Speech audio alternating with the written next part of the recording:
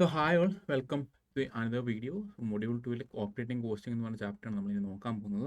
മുമ്പുള്ള വീഡിയോസ് നിങ്ങൾ കണ്ടിട്ടുണ്ടെന്ന് കരുതുന്നു. നമ്മൾ മൊഡ്യൂൾ 1 രണ്ട് പാഠങ്ങൾ നമ്മൾ 2 യൂണിറ്റ്സ് നമ്മൾ ചെയ്തിരുന്നു. അത് കണ്ടുകൊണ്ടതിന് ശേഷമായിരിക്കും നിങ്ങൾ വരുന്നത് ഞാൻ കരുതുന്നു. സോ നമുക്ക് അധികം സമയങ്ങളാണ് ഇതിലേക്ക് കിടക്കാം.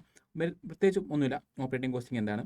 ഇവിടെ ഡെഫിനേഷൻ ബേസിൽ ഇത്രേ ഉള്ളൂ. നമ്മളൊരു സർവീസ് ഇൻഡസ്ട്രിയിൽ എങ്ങനെ നമ്മൾ ഇത്ര നാൾ ഗുഡ്സ് എങ്ങനെ ഓരോ കൈൻഡ് ഓഫ് ഗുഡ്സിനെ എങ്ങനെ നമ്മൾ ചിലവ് കാര്യങ്ങൾ ഡീൽ ചെയ്യും എന്നുള്ള കാര്യമായിരുന്നു നമ്മൾ ഇത്രയും ദിവസങ്ങളുള്ള ക്ലാസ്സിൽ നോക്കിയിരുന്നത്. ഓപ്പറേറ്റിംഗ് കോസ്റ്റ് നോക്കുന്നത് എന്താണെന്ന് വെച്ച് കഴിഞ്ഞാൽ സർവീസ് ഇൻഡസ്ട്രിയിൽ ഒരു സർവീസ് പ്രൊവൈഡ് ചെയ്യാൻ അല്ലെങ്കിൽ അത് കസ്റ്റമറിന് എന്ത് ചെയ്യാൻ റെൻഡർ ചെയ്യാൻ എത്ര രൂപ ചിലവ് നമുക്ക് വരും എന്നുള്ളതാണ് ബേസിക്കലി നോക്കുന്നത് എന്ത് ഓപ്പറേറ്റിംഗ് കോസ്റ്റിംഗ് അല്ലെങ്കിൽ സർവീസ് കോസ്റ്റിംഗ്.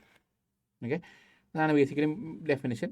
ഇനി അതിനകത്ത് പറയുകയാണെങ്കിൽ ബേസിക്കലി വരുന്നത് 3 ചിലവുകളാണ്. അത് നമുക്ക് വേണമെങ്കിൽ ഇതിൻ്റെ ചിലവുകൾ 3ആയിട്ട് ബ്രോഡായിട്ട് ഡിവൈഡ് ചെയ്യാം. 3 ഒന്ന് standing charges, maintenance charges and running charges. ഈ 3 ചിലവുകളാണ് ബേസിക്കലി എന്തിൽ വരുന്നത്, പ്രോഡക്റ്റ് തിരിക്കാണെങ്കിൽ എന്തിൽ വരുന്നത്, ഓപ്പറേറ്റിംഗ് കോസ്റ്റിങ്ങിൽ വരുന്നത്. ഓക്കെ, ഇനി അടുത്തത് ഇനി അതിൻ്റെ ഒബ്ജക്റ്റീവ്സ്, ഓപ്പറേറ്റിംഗ് കോസ്റ്റിംഗ് ഒബ്ജക്റ്റീവ്സ് നോക്കാം. ഓപ്പറേറ്റിംഗ് കോസ്റ്റിംഗ് എന്ന് പറയുന്നത് തന്നെ എന്താണെന്ന് പറഞ്ഞു, സർവീസ് പ്രൊവൈഡ് ചെയ്യാൻ എത്ര കോസ്റ്റ് വരും, അപ്പോൾ അതിൻ്റെ ആ ചിലവ് കറക്റ്റ് മനസ്സിലാക്കുക എന്നുള്ളത് തന്നെയാണ് എന്ത് ഓപ്പറേറ്റിംഗ് കോസ്റ്റിൻ്റെ ഫസ്റ്റ് ഒബ്ജക്റ്റീവ് എന്ന് പറയുന്നത്. അടുത്ത് പറയുകയാണെങ്കിൽ നമുക്കറിയാം ഒരു പ്രൊഡക്ഷൻ കമ്പനി ഒരു മാനുഫാക്ചറിങ് കമ്പനിയാണ്. അവിടെ അവർ പ്രൊഡ്യൂസ് ചെയ്യുന്നത് ചിപ്സോ ഉപ്പേരിയോ ഒക്കെ ആണെന്ന് കരുതാം. പക്ഷെ അവർ അത് മാനുഫാക്ചർ മാത്രം ചെയ്താൽ മതിയോ? അല്ല, ഈ കമ്പനിയുടെ ഡെവലപ്മെൻറ്റ്, മാർക്കറ്റിംഗ്, അതുപോലെ തന്നെ അഡ്മിനിസ്ട്രേഷൻ കാര്യങ്ങൾ ചെയ്യാൻ വേണ്ടി എന്ത് വേണം, അതിൻ്റെ അതായത് ഡിപ്പാർട്ട്മെൻറ്റ്സ് വേണം. അപ്പോൾ അവർ സർവീസ് പ്രൊവൈഡ് ഇല്ല. അപ്പം ഈ സർവീസ് ഡിപ്പാർട്ട്മെൻറ്റിൻ്റെ കോസ്റ്റ് അപ്പോർഷനേഷൻ എന്തിലേക്കും ചെയ്യണം, പ്രൊഡക്ഷൻ ഡിപ്പാർട്ട്മെൻറ്റ്സിലേക്കും അതിൻ്റെ അതാത് പ്രൊഡക്ട്സിലേക്ക് എന്ത് ചെയ്യണം, നമ്മൾ അപ്പോർഷനേറ്റ് ചെയ്യണം. അപ്പോൾ അത് ചെയ്യാൻ വേണ്ടി എന്ത് ഹെൽപ്പ് ചെയ്യും, ഓപ്പറേറ്റിംഗ് കോസ്റ്റിംഗ് നമ്മളെ ഹെൽപ്പ് ചെയ്യും. അത് മാത്രമല്ല, ഞാൻ പറഞ്ഞല്ലോ, നമ്മൾ ഇതേപോലെ അപ്പോർഷനേറ്റ് ചെയ്യുമ്പോൾ പ്രൊഡക്റ്റിന് നമ്മൾ ഒരുപക്ഷെ നമ്മൾ പ്രൊഡക്റ്റ് പ്രൊഡ്യൂസ് ചെയ്യാനുള്ള ചിലവ് മാത്രം കൺസിഡർ ചെയ്ത് പ്രൈസ് ഫിക്സ് ചെയ്ത് കഴിഞ്ഞാൽ നമുക്ക് വേറെ എന്ത് കോസ്റ്റുകളും കൂടെ ഉണ്ട്, അഡ്മിനിസ്ട്രേഷൻ കോസ്റ്റ് ഉണ്ട്, മാർക്കറ്റിംഗ് കോസ്റ്റ്. ഈ കോസ്റ്റുകളെയും കൂടി നമ്മൾ എന്ത് ചെയ്യണം, ഇതിലേക്ക് ഈ പ്രൊഡക്റ്റിൻ്റെ പ്രൈസിലേക്ക് അപ്പോർഷനേറ്റ് ചെയ്താൽ മാത്രമേ നമുക്ക് എന്ത് ചെയ്യാൻ പറ്റുള്ളൂ, പ്രൊഡക്റ്റിന് കറക്റ്റ് പ്രൈസ് സെറ്റ് ചെയ്യാൻ പറ്റുള്ളൂ. അപ്പോൾ അതിന് എന്ത് ഹെൽപ്പ് ചെയ്യും, ഇവിടെ ഓപ്പറേറ്റിംഗ് കോസ്റ്റിംഗ് നമ്മളെ ഹെൽപ്പ് ചെയ്യും. ഇനി അടുത്തത് നോക്കുകയാണെങ്കിൽ നമ്മുടെ ബിസിനസ് ഡിസിഷൻസ്, മാനേജ്മെൻറ്റ് ഡിസിഷൻസ്, മാർക്കറ്റിലെ ഡിസിഷൻസ് എടുക്കാൻ വേണ്ടി ഒരു ഇൻറ്റേർണലി തന്നെ നമ്മൾ വെഹിക്കിൾസ് ഹയർ ചെയ്യുന്നതാണോ അതോ നമ്മളൊരു സ്വന്തമായി ഒരെണ്ണം മെയിൻറ്റെയിൻ ചെയ്യുന്നതാണ് ബെറ്റർ എന്നുള്ള കാര്യങ്ങൾ തീരുമാനിക്കാനും എന്ത് നമ്മളെ ഹെൽപ്പ് ചെയ്യും, ഓപ്പറേറ്റിംഗ് കോസ്റ്റിംഗ് നമ്മളെ ഹെൽപ്പ് ചെയ്യും, അല്ലെങ്കിൽ സർവീസ് കോസ്റ്റിംഗ് നമ്മളെ ഹെൽപ്പ് ചെയ്യും. അത് മാത്രമല്ല, അനാവശ്യമായ ചിലവുകളെ കണ്ടുപിടിക്കാനും അത് ഒഴിവാക്കാനും എന്ത് ഹെൽപ്പ് ചെയ്യുക, നമ്മുടെ ഓപ്പറേറ്റിംഗ് കോസ്റ്റിംഗ് ടെക്നിക്ക് യൂസ് ചെയ്യുക. അതുപോലെ തന്നെ സർവീസ് ഡിപ്പാർട്ട്മെൻറ്റ്സിൻ്റെ എഫിഷ്യൻസി മെഷർ ചെയ്യാൻ, കൊടുക്കുന്ന ഔട്ട്പുട്ട് മാക്സിമം ഔട്ട്പുട്ട് വരുന്നുണ്ടോ, അല്ലെങ്കിൽ കൊടുക്കുന്ന സാധനം കറക്റ്റ് സമയത്തിന് കസ്റ്റമറിലേക്ക് എത്തിക്കാൻ സാധിക്കും, എഫിഷ്യൻസി എഫക്റ്റീവ്നെസ്സും ഒരുപോലെ കണ്ടുപിടിക്കാനും ഹെൽപ്പ് ചെയ്യാനും അത് മെഷർ ചെയ്യാനും എന്ത് ഹെൽപ്പ് ചെയ്യുന്നുണ്ടോ, ഓപ്പറേറ്റിംഗ് കോസ്റ്റിംഗ് ഹെൽപ്പ് ചെയ്യുന്നുണ്ട്. ഇത്രയാണ് ഇതിൻ്റെ എന്തായിട്ട് വരുന്ന ഒബ്ജക്റ്റീവ്സ് ആയിട്ട് വരുന്നത്. ഇനി നമുക്കിനിയും ഓരോ ഓപ്പറേറ്റിംഗ് കോസ്റ്റിൽ യൂസ് ചെയ്യുന്ന ഓരോ യൂണിറ്റ്സിനെ പറ്റി പറയാം. എങ്ങനെ ആയിരിക്കണം അതിൻ്റെ മെഷർമെൻറ്റ് നമുക്ക് ഏതൊക്കെ രീതിയിൽ നടത്താം. ഇനി കോമ്പോസിറ്റ് കോസ്റ്റ് യൂണിറ്റ് എന്ന രീതിയിലാണ് നോക്കുന്നതെങ്കിൽ, ഇപ്പോൾ ഒരു പാസഞ്ചർ എത്ര കിലോമീറ്റർ സഞ്ചരിച്ചു, അല്ലെങ്കിൽ പെർ പാസഞ്ചർ പെർ കിലോമീറ്റർ എന്നുള്ള സിമ്പിൾ കോസ്റ്റ് യൂണിറ്റിൽ നമുക്ക് ഒരു പാസഞ്ചർ ട്രാവൽ ചെയ്യുന്നത് നമുക്ക് മെഷർ ചെയ്യാൻ പറ്റും. ഇനി സാധനങ്ങൾ ട്രാൻസ്പോർട്ട് ചെയ്യുന്നുണ്ടെങ്കിൽ എത്ര ടൺ കിലോമീറ്ററിലാണ് നോക്കുന്നത്, അല്ലെങ്കിൽ പെർ ടൺ എത്ര കിലോമീറ്റർ ട്രാവൽ ചെയ്യുന്നു, അല്ലെങ്കിൽ പെർ കിലോമീറ്റർ എത്ര ടൺ നമ്മൾ ട്രാൻസ്പോർട്ട് ചെയ്യുന്നുണ്ട് എന്നുള്ള കാര്യം നോക്കാൻ വേണ്ടി നമുക്ക് യൂസ് ചെയ്യാം. ഇനി ഹോട്ടൽ ലോഡ്ജിങ്ങിലാണെങ്കിൽ ഗസ്റ്റ് പെർ ഡേ നോക്കാം, അല്ലെങ്കിൽ പെർ ഗസ്റ്റ് എത്ര നമ്മൾ ഒരു ഗസ്റ്റ് എത്ര റൂം യൂസ് ചെയ്യുന്നുണ്ട്, അങ്ങനെ രീതിയിൽ നമുക്ക് മെഷർ ചെയ്യാം. അതുപോലെ ഹോട്ടൽ ക്യാൻറ്റീൻ്റെ, ഹോസ്പിറ്റലിൻ്റെ, സിനിമ തിയേറ്ററിൻ്റെ, ഇലക്ട്രിസിറ്റിയുടെ ഒക്കെ കോമ്പോസിറ്റ് യൂണിറ്റും കോസ്റ്റ് പെർ യൂണിറ്റും നമ്മൾ ഒരു എക്സാമ്പിൾസ് തന്നിട്ടുണ്ട്. നിങ്ങൾ മനസ്സിലാക്കി വെച്ചാൽ വളരെ നല്ലതായിരിക്കും. എക്സാം പോയിന്റ് ഓഫ് വ്യൂവിൽ ഒരു പക്ഷേ ഇങ്ങനെ ചോദിക്കാൻ ചാൻസ് ഉണ്ടെങ്കിലും വലിയ രീതിയിൽ എങ്കിലും നിങ്ങൾക്ക് എന്ത് ചെയ്യാം, നോക്കാം, വായിച്ച് നോക്കാം. ഓക്കെ. ഇനി അടുത്തത് ഓപ്പറേറ്റിംഗ് കോസ്റ്റിങ്ങിൻ്റെ ഫീച്ചേഴ്സ് നമുക്ക് നോക്കാം. ഈ സർവീസ് എന്ന് പറയുമ്പോൾ ഓരോ കസ്റ്റമറിന് എന്തായിരിക്കും, യുണീക്ക് ആയിരിക്കും. അപ്പം ഓരോ കസ്റ്റമറിന് കൊടുക്കുന്ന സർവീസ് യുണീക്ക് ആയിരിക്കും. റെൻഡർ ചെയ്യുമ്പോൾ ഓരോരുത്തർക്കും കിട്ടുന്ന സർവീസ് ഡിഫറെൻ്റ് ആയിരിക്കും.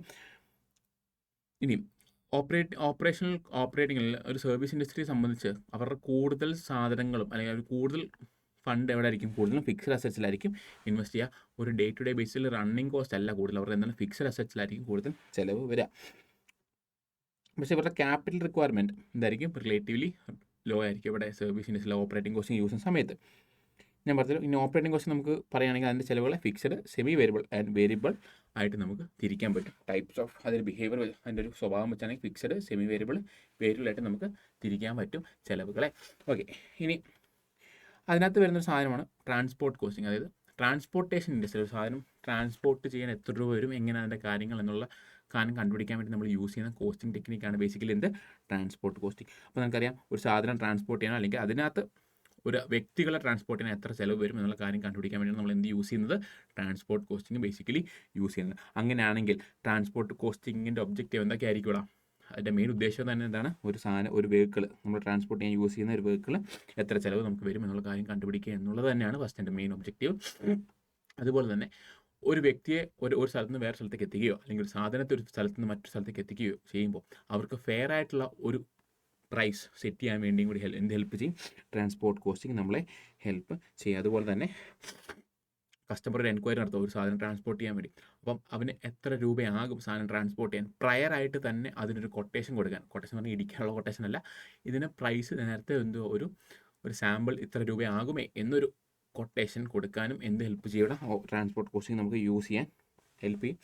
അതുപോലെ ഞാൻ നേരത്തെ പറഞ്ഞതുപോലെ ഓപ്പറേഷണൽ കോസ്റ്റിംഗിൽ മാനേജർ ഡിസിഷൻ എടുക്കാൻ സഹായിക്കുന്നത് പോലെ തന്നെ ട്രാൻസ്പോർട്ട് കോസ്റ്റിംഗിലും മാനേജർ ഡിസിഷൻ ഹെൽപ്പ് ചെയ്യും. പക്ഷേ ട്രാൻസ്പോർട്ട് കോസ്റ്റിംഗ് നമ്മുടെ ടേം വരുന്ന സമയത്ത് നമ്മൾ ഒരു സെൻറ്റൻസും കൂടി ആഡ് ചെയ്യണം. എന്ത്? അവിടെ ഡിഫറെൻറ്റ് വെഹിക്കിൾസിൻ്റെ കോസ്റ്റ് ബെനിഫിറ്റ് കമ്പയർ ചെയ്ത് ഒരു മാനേജർ ഡിസിഷൻ എടുക്കാൻ വേണ്ടി അത് ഹെൽപ്പ് ചെയ്യുന്ന രീതിയായിരിക്കും നമ്മൾ എഴുതേണ്ടത്. നമുക്കറിയാം നമ്മൾ ഓപ്പറേഷണൽ എഫിഷ്യൻസിയുടെ കാര്യം നേരത്തെയും പറഞ്ഞു. ഓപ്പറേഷണൽ കോസ്റ്റിങ്ങിൻ്റെ ഒബ്ജക്റ്റീവ്സിൽ നമ്മൾ എന്ത് പറഞ്ഞിട്ടാ? ഓപ്പറേഷണൽ എഫിഷ്യൻസിയുടെ കാര്യം പറഞ്ഞു. അതുപോലെ ഇവിടെ ഉണ്ട്. അതുപോലെ തന്നെ മെയിൻ്റനൻസ് കൺട്രോൾ ചെയ്യാനും എന്ത് ഹെൽപ്പ് ചെയ്യും? ട്രാൻസ്പോർട്ട് കോസ്റ്റിംഗ് ടെക്നിക്ക് യൂസ് ചെയ്താൽ നമ്മളെ ഹെൽപ്പ് ചെയ്യുന്നുള്ളതാണ് പറയുന്നത്. അടുത്തായിട്ട് നമ്മൾ നോക്കാൻ പോകുന്നത് ബേസിക്കലി മറ്റൊന്നുമല്ല, costing procedure in transport costing. എങ്ങനെയാണ് ട്രാൻസ്പോർട്ട് കോസ്റ്റിങ്ങിൽ അതിൻ്റെ ചിലവുകളുടെ കാര്യങ്ങൾ നമ്മൾ എന്ത് ചെയ്യുന്നത്, മെഷർ ചെയ്യുന്നത്, അല്ലെങ്കിൽ അതെങ്ങനെയാണ് അതിന് ചെയ്യുന്നത്. ഓക്കെ, ഫസ്റ്റ് സാധനം എന്ന് വെച്ച് കഴിഞ്ഞാൽ നമ്മൾ കുറേ ചിലവുകൾ ഉണ്ടായിരിക്കും അല്ലേ? ഈ ചിലവുകൾ എന്ത് ടൈപ്പ് ഓഫ് ചിലവാണ്? ഫിക്സഡ് ചിലവുകളാണോ, സെമി വേരിയബിൾ ചിലവുകളാണോ, അതോ വേരിയബിൾ കൈൻഡ് ഓഫ് ചിലവുകളാണോ എന്ന് നമ്മൾ ആദ്യം മനസ്സിലാക്കണം. എന്തൊക്കെ മനസ്സിലാക്കണം? നമ്മൾ എന്ത് ചെയ്യണം? ചിലവുകളെ ആദ്യം എന്ത് ചെയ്യണം? ക്ലാസിഫൈ ചെയ്യണം. എങ്ങനെ ക്ലാസിഫൈ ചെയ്യണം? ഇത് ഫിക്സഡ് ആണോ, സെമി വേരിയബിൾ ആണോ, വേരിയബിൾ ആണോ എന്നുള്ള കാര്യം നമ്മൾ എന്ത് ചെയ്യണം? ആദ്യം ക്ലാസിഫൈ ചെയ്ത് മനസ്സിലാക്കണം. അതാണ് ബേസിക്കലി ക്ലാസിഫിക്കേഷൻ ഓഫ് കോസ്റ്റ് എന്ന് പറയാം. അതെന്ന് പറയാൻ നമുക്ക് എന്ത് ചെയ്യാം? ഫിക്സഡ് കോസ്റ്റ് അല്ലെങ്കിൽ ഫിക്സഡ് കോസ്റ്റുകൾ നമുക്ക് എന്നും പറയാം സ്റ്റാൻഡിങ് ചാർജസ് എന്നും പറയാം. മെയിൻ്റനൻസ് ചാർജസ് ബേസിക്കലി എന്താണ്? സെമി വേരിയബിൾ ആണ്. അത് ഫിക്സഡും ആകാം, കുറച്ച് ഫിക്സഡും കുറച്ച് വേരിയബിളും.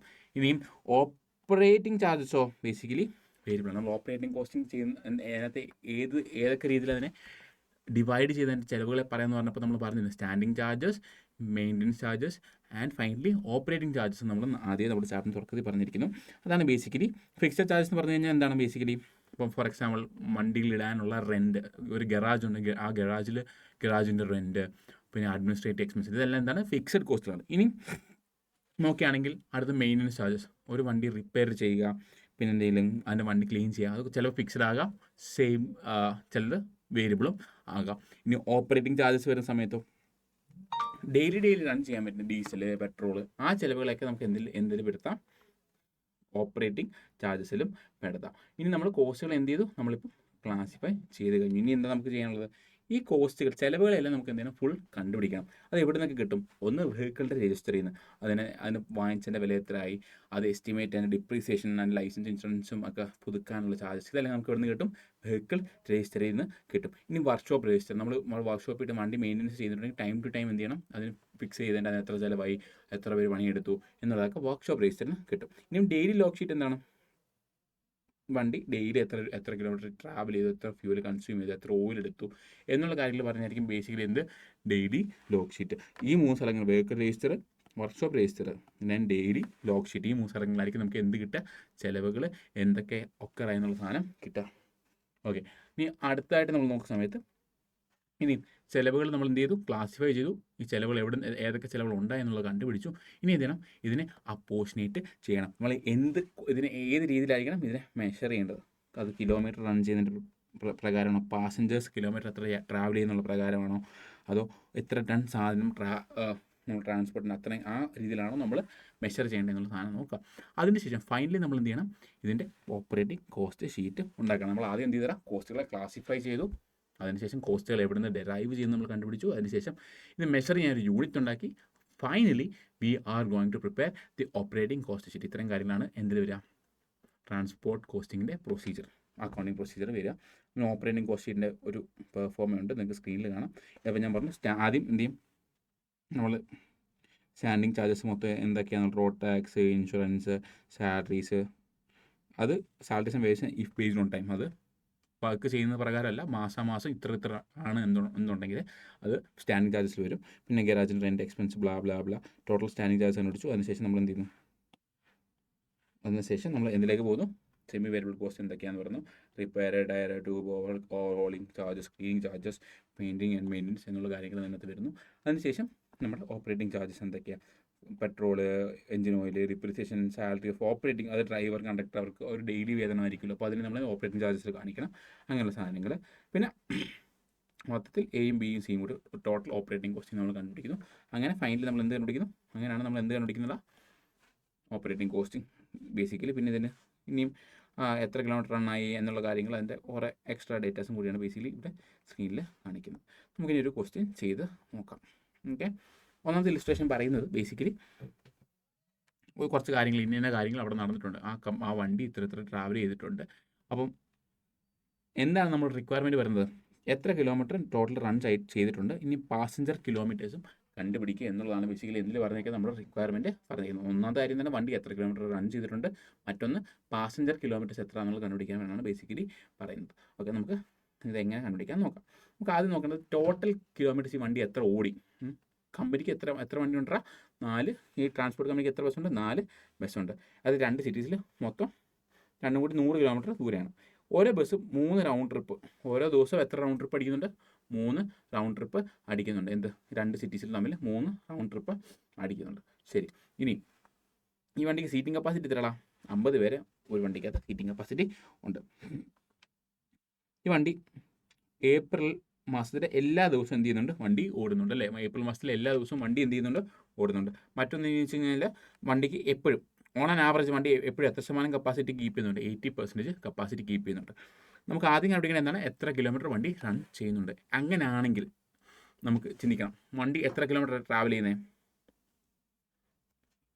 വണ്ടി എത്ര കിലോമീറ്റർ ട്രാവൽ ചെയ്യുന്നത്, 100. ഓക്കെ, വണ്ടി എത്ര കിലോമീറ്റർ ട്രാവൽ ചെയ്യുന്നത്, 100. വണ്ടി ഒരു ട്രിപ്പ് അടിക്കുക എന്ന് പറഞ്ഞാൽ ഇവിടുന്ന് അങ്ങോട്ട് പോയി അവിടുന്ന് തിരിച്ചു വരണം അല്ലേ. അപ്പോൾ എത്രയായി, 100 × 2 200. അതിൻ്റെ കൂടെ അപ്പോൾ അവൻ എത്ര വട്ടം ആ ട്രിപ്പ് അടിക്കുന്നുണ്ട്, ആ വണ്ടി എത്ര വട്ടം ട്രിപ്പ് അടിക്കുന്നുണ്ട്, 3 വട്ടം. അപ്പം 100 × 2, അത് മൊത്തം ട്രാവൽ ചെയ്യുന്നത് എത്ര വട്ടം ആ ട്രിപ്പ്, അങ്ങനത്തെ എത്ര ട്രിപ്പ് അടിക്കുന്നുണ്ട്, 3 വട്ടം.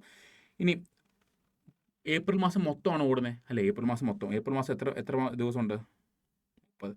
അങ്ങനെയാണെങ്കിൽ വണ്ടി ഇനി എത്ര വണ്ടി ഓടുന്നുണ്ട്, 4. അങ്ങനെയാണെങ്കിൽ 100 × 2 × 3 × 30 × 4, അങ്ങനെ മൊത്തം 72,000 കിലോമീറ്ററാണ് വണ്ടി മൊത്തത്തിൽ കമ്പനിയിൽ 4 ബസ്സുകളും കൂടി മൊത്തത്തിൽ ഒരു മാസം ഓടുന്നത്. എത്ര, 72,000 കിലോമീറ്ററാണ്. ഏത് മാസം, especially the month of April 2019 ഓടുന്നത് 72,000 കിലോമീറ്ററാണ്. ഇനി നമുക്ക് കണ്ടുപിടിക്കാനുള്ള അടുത്തതെന്ന് വെച്ച് കഴിഞ്ഞാൽ നമ്മൾ പാസഞ്ചർ കിലോമീറ്റർ കണ്ടുപിടിക്കാൻ പറഞ്ഞിരിക്കുന്നത് അല്ലേ. പാസഞ്ചർ കിലോമീറ്റർ ഓരോ വ്യക്തി ഇപ്പോൾ പറയുകയാണെങ്കിൽ ഒരു വ്യക്തി 100 കിലോമീറ്റർ ട്രാവൽ ചെയ്തു. അപ്പം ഒരു ബസ്സിനകത്ത് 50 പേരുണ്ട്. ഈ 50 പേരും 100 കിലോമീറ്റർ ട്രാവൽ ചെയ്ത് കഴിഞ്ഞാൽ മൊത്തം പാസഞ്ചർ കിലോമീറ്റർ എത്രയായി, ഇറ്റ്സ് ആക്ച്വലി 5,000. അപ്പം മൊത്തം ട്രാവൽ ചെയ്ത് 5,000. ഓരോ വ്യക്തി എത്ര വെച്ച് ട്രാവൽ ചെയ്തപ്പോൾ 100 അല്ലേ, 100 × 50. അങ്ങനെയാണ് പാസഞ്ചർ കിലോമീറ്റർ കണ്ടുപിടിക്കുന്നത്. അങ്ങനെയാണെങ്കിൽ നമുക്ക് നോക്കാം എങ്ങനെ കണ്ടുപിടിക്കും. മൊത്തം എത്ര പാസഞ്ചേഴ്സ് ഉണ്ട് വണ്ടിക്കകത്ത് എപ്പോഴും 50 പാസഞ്ചർ കപ്പാസിറ്റി ഉള്ളത്. അതിനകത്ത് ത്രൂ ഔട്ട് ദ ഇയർ എത്ര ശതമാനം ഉണ്ട്, 80% കപ്പാസിറ്റി ഉണ്ടെന്ന്. അപ്പോൾ നമുക്ക് 50 × 80%. ഓക്കെ, ഇനി കഴിഞ്ഞോ, ഇല്ല. വണ്ടി എത്ര ബസ് ഓടുന്നുണ്ട്, 4 ബസ്. എത്ര കിലോമീറ്റർ ദിവസം ഒരു ട്രിപ്പിൽ, 200 കിലോമീറ്റർ. വണ്ടി എത്ര ട്രിപ്പ് അടിക്കുന്നുണ്ട്, ഒരു ബസ് എത്ര ട്രിപ്പ് അടിക്കുന്നുണ്ട്, 3 ട്രിപ്പ്. ഈ ഒരു മാസം എത്ര ദിവസമുണ്ട്, 30. അങ്ങനെ മൊത്തത്തിൽ നമുക്ക് എത്ര കിട്ടും, 28,80,000 പേഴ്സൺ കിലോമീറ്റർ, പാസഞ്ചർ കിലോമീറ്റർ എന്ത് ചെയ്യുന്നുണ്ട്, ഓരോ ഏപ്രിൽ മാസം ട്രാവൽ ചെയ്യുന്നുണ്ട് എന്നുള്ളതാണ് ബേസിക്കലി. ഇത്രയാണ് റിക്വയർമെൻറ്റ്. ഇത്രേ ഉള്ളൂ. വളരെ ഈസി ക്വസ്റ്റ്യൻ ആണ്. ലോജിക്ക് യൂസ് ചെയ്താൽ കിട്ടാവുന്നേ ഉള്ളൂ. ഒന്ന് കണ്ടുപിടിക്കാൻ പറ്റുന്ന ടോട്ടൽ കിലോമീറ്റർ എത്ര റൺ ചെയ്യുന്നുണ്ട്, അവരുടെ 4 ബസ്സും കൂടി എത്ര കിലോമീറ്റർ ട്രാവൽ ചെയ്യുന്നുണ്ട്. രണ്ടാമത് പറഞ്ഞിരിക്കുന്നത് പാസഞ്ചർ കിലോമീറ്റേഴ്സ് എത്ര. ഒരു ബസ്സിൽ 50 പേര് ട്രാവൽ ചെയ്യുന്നുണ്ടെങ്കിൽ വൺ സൈഡ് മാത്രം, റൗണ്ട് ട്രിപ്പ് അല്ല, ഒരു വൺ സൈഡ് മാത്രം 100 കിലോമീറ്റർ ട്രാവൽ കഴിഞ്ഞാൽ അവർ എത്ര കിലോമീറ്റർ സഞ്ചരിച്ചാ, 50 × 100, ദാറ്റ് ഈസ് 5,000. That's it. അപ്പോൾ അങ്ങനെയാണെങ്കിൽ വർഷം 80% കപ്പാസിറ്റി എപ്പോഴും കീപ്പ് ചെയ്യാൻ പറ്റുന്നുണ്ട് ത്രൂ ഔട്ട് ദ മന്ത്. അങ്ങനെയാണെങ്കിൽ ആ വണ്ടിക്ക് 50 × 80% അല്ലേ, 80% ആൾക്കാർ എപ്പോഴും ആ വണ്ടിക്ക് എപ്പോഴും ഒക്യുപ്പൻസി കാണും. എത്ര ബസ് ഓടുന്നുണ്ട്? 4 ബസ് ഓടുന്നുണ്ട്. എത്ര ട്രിപ്പ് അടിക്കുന്നുണ്ട്? 3 ട്രിപ്പ് അടിക്കുന്നുണ്ട്. ഒരു വൺ സൈഡ് ട്രിപ്പ് മാത്രമാണെങ്കിൽ 100, ഒരു ട്രിപ്പ് എന്ന് പറയുമ്പോൾ അപ്പും ഡൗണും, അപ്പോൾ മൊത്തം 200 കിലോമീറ്റർ. മാസം എത്ര ദിവസമുണ്ട്? 30. അങ്ങനെ എല്ലാം കൂടി ചെയ്ത് കഴിയുമ്പോൾ നമുക്ക് പാസഞ്ചർ കിലോമീറ്റേഴ്സ് എത്ര കിട്ടുക? 28,80,000. So that's it. അടുത്തതായിട്ട് നമ്മൾ നോക്കാൻ പോകുന്നത് സെയിം, പക്ഷേ ഇതിൻ്റെ ഒരു അതുപോലെ തന്നെ ട്രാൻസ്പോർട്ട് കോസ്റ്റിങ്ങിൻ്റെ ഒരു ക്വസ്റ്റ്യൻ തന്നെയാണ്. പക്ഷേ പറഞ്ഞാൽ നമ്മുടെ യൂണിറ്റ് യൂസ് ചെയ്യുന്നതായിരിക്കും 10 കിലോമീറ്റർ പെർ മന്ത് എന്നുള്ളത് കണ്ടുപിടിക്കാനാണ്. എന്തായാലും നമ്മുടെ റിക്വയർമെൻറ്റ് 10 കിലോമീറ്റർ പെർ മന്ത് കണ്ടുപിടിക്കാനാണ്. അപ്പോൾ നമുക്ക് നോക്കാം. ഈ ക്വസ്റ്റിൽ 80 വെഹിക്കിൾസ് ഉണ്ട്. അങ്ങനത്തെ ഓരോന്നിനും 5 ടൺ കപ്പാസിറ്റി ഉണ്ട്. ഓക്കെ, ഒരു ആവറേജ് 4 ട്രിപ്പാണ് ഒരു ദിവസം അടിക്കുന്നത്. ഒരു ട്രിപ്പ് ഒരു സൈഡിൽ ഒരു ട്രിപ്പിൽ എത്ര കിലോമീറ്റർ യാത്ര ചെയ്യുന്നുണ്ട്? 8 കിലോമീറ്റർ യാത്രയും ചെയ്യുന്നുണ്ട്. ശരി, ഈ ഇതിന് കപ്പാസിറ്റി എത്ര ശതമാനം എപ്പോഴും ആവറേജിൽ എപ്പോഴും ലോഡിനകത്ത് എത്ര കപ്പാസിറ്റി ആണ്? 80 വെഹിക്കിൾ ഓരോന്നിനും എത്ര ശതമാനം കപ്പാസിറ്റി എപ്പോഴും കാണും? 80%. ഓക്കെ, ഇനി ഒരു ആവറേജ് എപ്പോഴും ഒരു 20% വണ്ടികൾ എന്ത് ചെയ്യും? എപ്പോഴും ഓടാണ്ട് ഒരു ദിവസം എപ്പോഴും ഫോർ എക്സാമ്പിൾ ഇപ്പോൾ 100 വണ്ടി ഉണ്ടെങ്കിൽ അതിനകത്ത് ദിവസം ഒരു 20 വണ്ടി എന്തെങ്കിലും പ്രശ്നമായിട്ട് എപ്പോഴും മാറ്റി വെക്കേണ്ടി വരുന്നുണ്ടെന്നാണ് പറയുന്നത്. ഈ ഒരു മാസം 30 ദിവസം വണ്ടികൾ ഓടുന്നുണ്ട്. അങ്ങനെയാണെങ്കിൽ 10 കിലോമീറ്റർ പെർ മന്ത് കണ്ടുപിടിക്കുന്നത് എങ്ങനെയാണ്? ഫസ്റ്റ് എന്താണ് നോക്കേണ്ടത്? എത്ര വെഹിക്കിൾസ് ഉണ്ട്? 80 വെഹിക്കിൾസ് ഉണ്ട്. 80 വെഹിക്കിളിൽ എല്ലാ വണ്ടി ഓടുന്നുണ്ടില്ല. അതിനകത്ത് 80% വണ്ടികൾ മാത്രമേ ഓടുന്നുള്ളൂ. ഇടയ്ക്കിടയ്ക്ക് 20% വണ്ടിക്ക് എപ്പോഴും ഒരു മെയിനൻസ് പ്രശ്നമായിട്ട് എപ്പോഴും മാറ്റി വെക്കേണ്ടി വരുന്നുണ്ട്. ഒരു വണ്ടിക്ക് എപ്പോഴും എത്ര കപ്പാസിറ്റി കൊണ്ടുപോകുന്നുണ്ട്? 5 ടൺ കൊണ്ടുപോകുന്നു. പക്ഷേ അതിനകത്ത് എത്ര ശതമാനം മാത്രമേ കൊണ്ടുപോകുന്നുള്ളൂ? എപ്പോഴും 80% കപ്പാസിറ്റി മാത്രമേ എപ്പോഴും ഫില്ല് ചെയ്തിട്ട് പോകുന്നുള്ളൂ.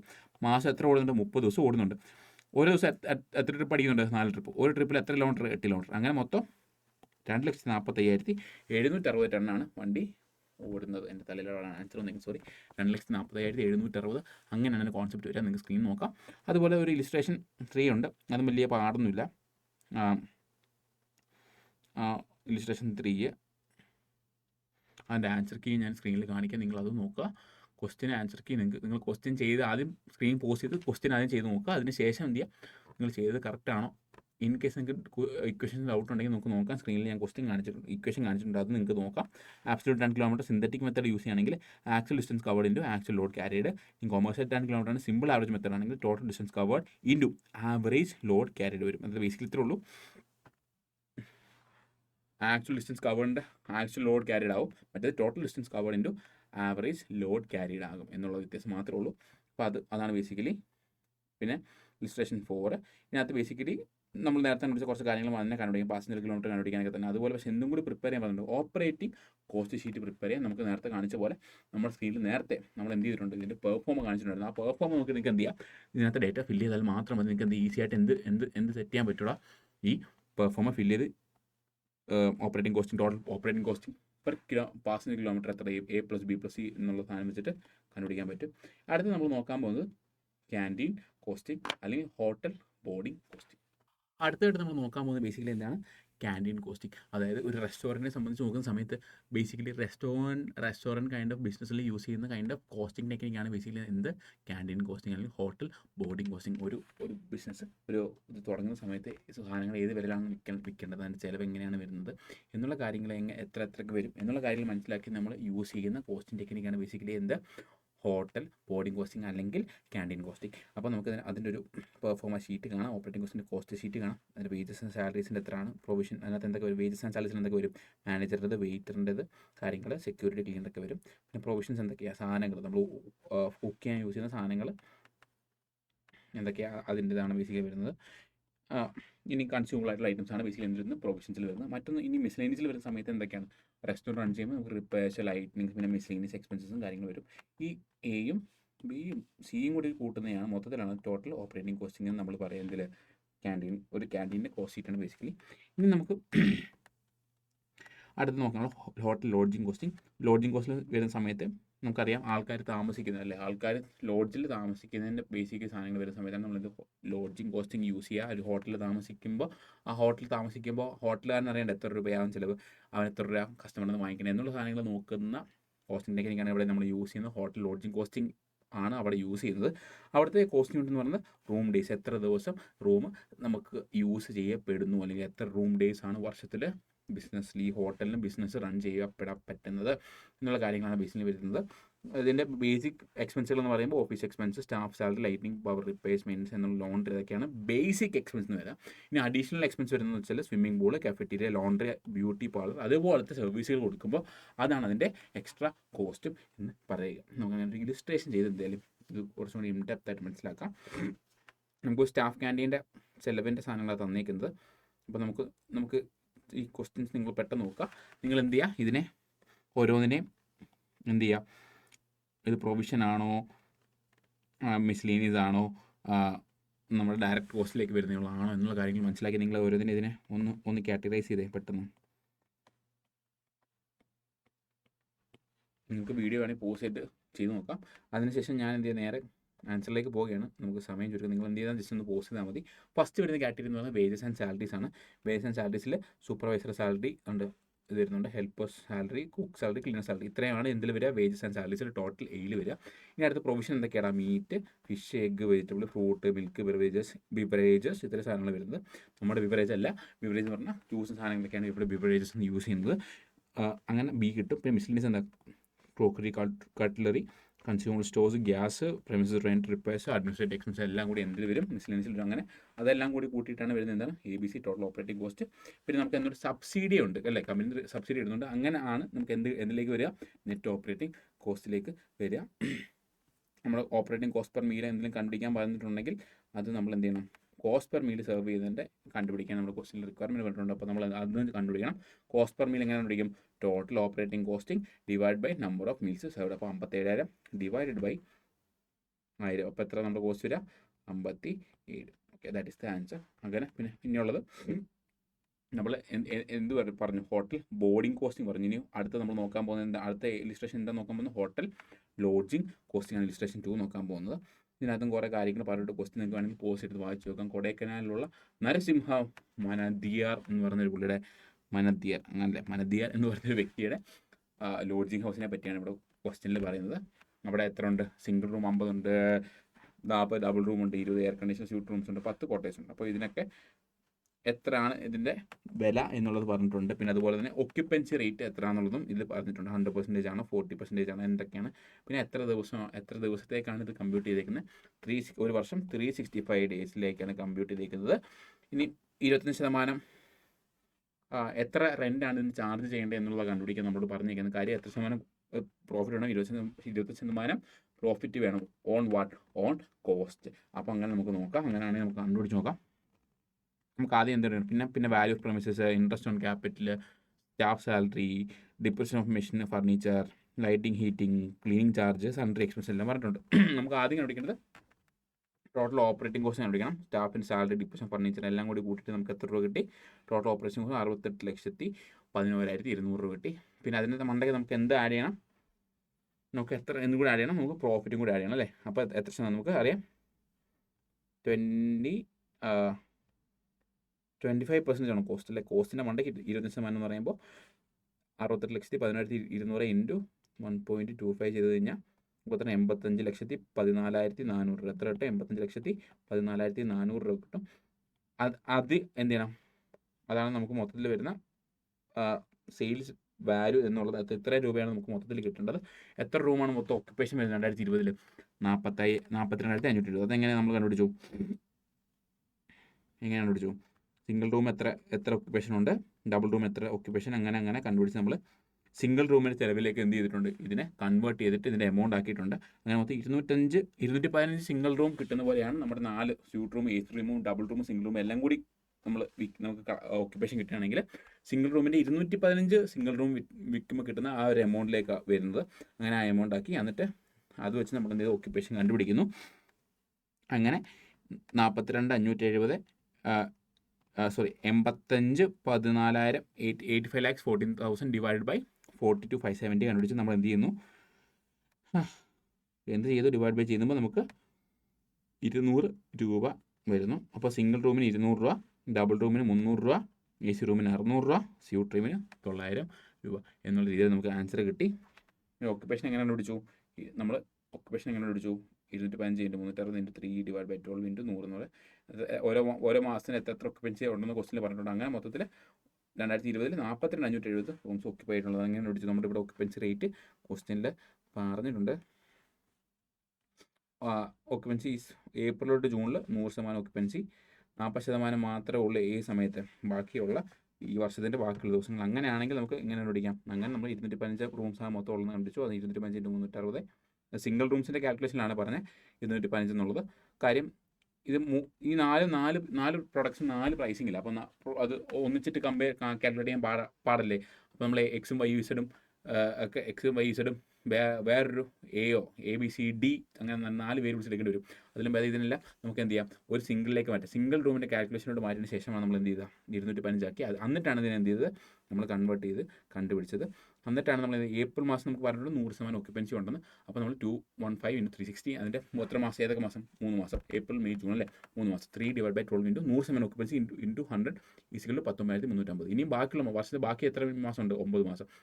നമുക്ക് സിംഗിൾ റൂമിൻ്റെ കണക്കി പറഞ്ഞ് 215 റൂമുകളാണുള്ളത്. അതിന് എത്ര ശതമാനം ഓക്യുപ്പൻസി വർഷത്തിൻ്റെ ബാക്കി മാസങ്ങൾ 40% ഓക്യുപ്പൻസി ഇൻറ്റു ബാക്കി എത്ര മാസം ഉണ്ട്, 9 മാസം ഇൻറ്റു 9/12 എത്ര ദിവസം, 360. അങ്ങനെ 23,200. മൊത്തം കൂടി 42,570 റൂമുകൾ, ഏകദേശം അത്രയും റൂമിൻ്റെ സിംഗിൾ റൂമിൻ്റെ റവന്യൂ നമുക്ക് എന്തെങ്കിലും വർഷം കിട്ടണം. അങ്ങനെയാണെങ്കിൽ ഒരു സിംഗിൾ റൂമിന് എത്ര രൂപ ചാർജ് ചെയ്യണം, നമുക്ക് മൊത്തം വേണ്ടത് 85,14,000 രൂപ നമുക്ക് വരുമാനമായിട്ട് കിട്ടിയാൽ മാത്രമേ നമ്മൾ ഉദ്ദേശിച്ച 25% എന്ത് നമുക്ക് കിട്ടത്തുള്ളൂ, 25% പ്രോഫിറ്റ് കിട്ടത്തുള്ളൂ. ഓൺ വാട്ട് കോസ്റ്റ് നമുക്ക് എത്ര, 60,11,200 രൂപ നമുക്ക് കിട്ടി അല്ലേ.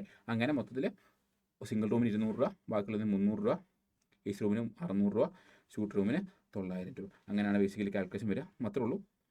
പിന്നെ ഇനി അടുത്ത ഹോസ്പിറ്റൽ കോസ്റ്റിംഗ് ആണ് വരുന്നത്. അടുത്തായിട്ട് നമ്മൾ നോക്കാൻ പോകുന്നത് ബേസിക്കലി ഹോസ്പിറ്റൽ കോസ്റ്റിംഗ് ആണ്. നമ്മൾ പല ടൈപ്പ് ഓഫ് കോസ്റ്റിംഗ് പറഞ്ഞു. അവസാനം നമ്മൾ സംസാരിക്കാൻ പോകുന്ന ഏത് കോസ്റ്റിംഗ് ആണ്, ഹോസ്പിറ്റൽ കോസ്റ്റിംഗ്. ഇതെല്ലാം ഏത് ടൈപ്പ് ഓഫ് കോസ്റ്റിംഗ് അണ്ടറിൽ വരുന്നതാണ്, ബേസിക്കലി ഓപ്പറേറ്റിംഗ് കോസ്റ്റിംഗ് അണ്ടറിൽ വരുന്നതാണ്, ബേസിക്കലി സർവീസ് കോസ്റ്റിംഗ് എന്ന് നമുക്ക് പറയാം. ഹോസ്പിറ്റൽ കോസ്റ്റിംഗ് ബേസിക്കലി എന്തായിരിക്കും, നമ്മൾ ആ പദത്തിൽ തന്നെ ഉണ്ട് എന്തായിരിക്കും ഇത് ഉദ്ദേശിക്കുന്നത് എന്നുള്ളത്. എന്താണ് ഹോസ്പിറ്റൽ എന്ന് പറയുമ്പോൾ, ഒരു ഹോസ്പിറ്റൽ യൂസ് ചെയ്യാൻ ചാൻസ് ഉള്ള ഒരു ടൈപ്പ് ഓഫ് കോസ്റ്റിംഗ് ടെക്നിക്ക് ആകാൻ നമുക്ക് ഊഹിക്കാം. ശരി, ഇപ്പോൾ എന്താണ് hospital costing?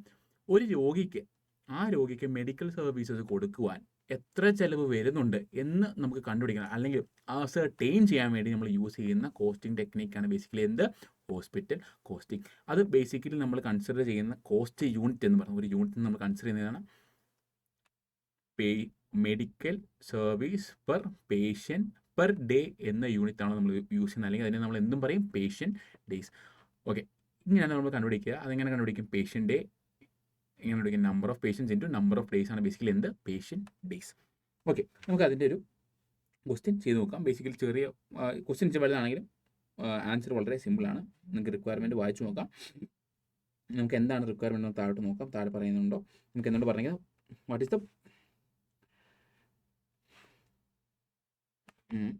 Is the profit per patient per made by the unit and 2019. ഒരു പേഷ്യൻറ്റ് നമ്മൾ എത്ര രൂപ ലാഭം ഉണ്ടാക്കുന്നു എന്നുള്ളത് കണ്ടുപിടിക്കാൻ ആണ് ബേസിക്കലി നമ്മുടെ ക്വസ്റ്റ്യൻ എന്ന് പറഞ്ഞാൽ നമ്മുടെ റിക്വയർമെൻറ്റ് എന്ന് പറയുന്നത്. ശരി, നമുക്ക് ക്വസ്റ്റ്യൻ വായിച്ചു നോക്കാം. ഇതിൽ മെഡിസിറ്റി ഹെൽത്ത് കെയർ സെൻറ്ററിൽ ആണ് എന്ന് പറഞ്ഞ ഹോസ്പിറ്റലിൻ്റെ കാര്യമാണ് പറയുന്നത്.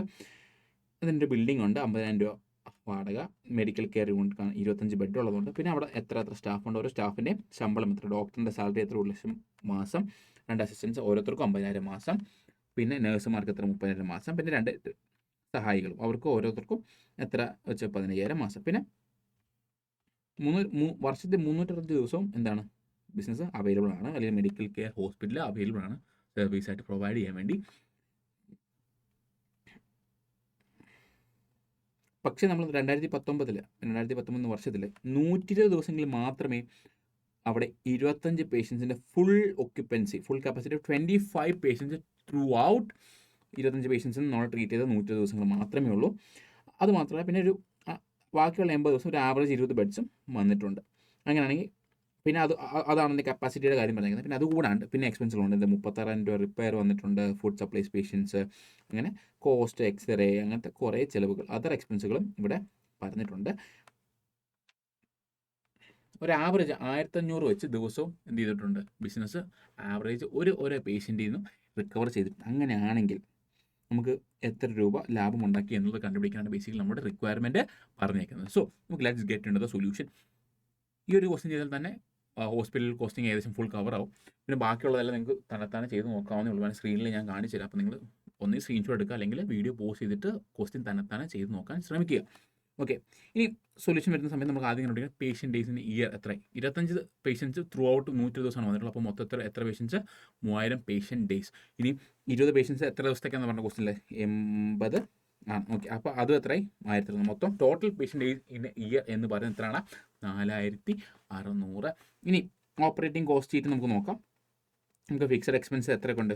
റെൻറ്റ്, ഡോക്ടറിൻ്റെ സാലറി, ഇതെല്ലാം നമ്മുടെ എന്താണ് ഫിക്സഡ് എക്സ്പെൻസ് ആണ്. അത് എത്ര മാസം പോകുന്നുണ്ട് എന്നുള്ള കാര്യം നമ്മുടെ കണക്ക് നമുക്ക് മേളിൽ പറഞ്ഞിട്ടുണ്ട്. അങ്ങനെ മൊത്തം ടോട്ടൽ ഫിക്സ്ഡ് കോസ്റ്റ് എത്ര രൂപ? 49,60,000 രൂപ വന്നിട്ടുണ്ട്. ഇനി വേരിയബിൾ എക്സ്പെൻസ് നോക്കുന്ന സമയത്ത് വേരിയബിൾ ഫുഡ് സപ്ലൈസ് എത്ര, കെയർ ടേക്കർ സർവീസ്, അതെല്ലാം എല്ലാം ക്വസ്റ്റിനിൽ കിടപ്പുണ്ട്. അതുപോലെ ജസ്റ്റ് ഇങ്ങോട്ട് എഴുതിയാൽ മാത്രം മതി. അതിന് മൊത്തം നമുക്ക് എത്ര ടോട്ടൽ ഓപ്പറേറ്റിംഗ് കോസ്റ്റ് നമ്മൾ കണ്ടുപിടിച്ച് എത്രയാണ്? 54 ലക്ഷമാണ് നമ്മുടെ ടോട്ടൽ ഓപ്പറേറ്റിംഗ് കോസ്റ്റ്. ഇനി നമുക്കറിയാം ഓരോ പേഷ്യൻ്റ് ഡേയ്സ്, അതായത് ഒരു പേഷ്യൻ്റിൽ നിന്ന് ഒരു ദിവസം ഒരു പേഷ്യൻ്റ് ഒരു സർവീസ് നമ്മുടെ റെൻഡർ ചെയ്യുന്നുണ്ടെങ്കിൽ, അതായത് നമ്മുടെ യൂസ് ചെയ്യുന്നുണ്ടെങ്കിൽ നമുക്ക് എത്ര രൂപ കിട്ടും? 1500 ഒരു പേഷ്യൻ്റിൽ നിന്ന് കിട്ടും. മൊത്തം നമ്മൾ എത്ര പേഷ്യൻ്റ് ഡേയ്സ് നമ്മൾ ട്രീറ്റ് ചെയ്ത മൊത്തം 4600. നമ്മളതെങ്ങനെ കണ്ടുപിടിച്ചേ? നമ്മളോട് പറഞ്ഞിട്ടുണ്ടായിരുന്നു 120 ദിവസം 25 പേഷ്യൻസും ഉണ്ടായിരുന്നു.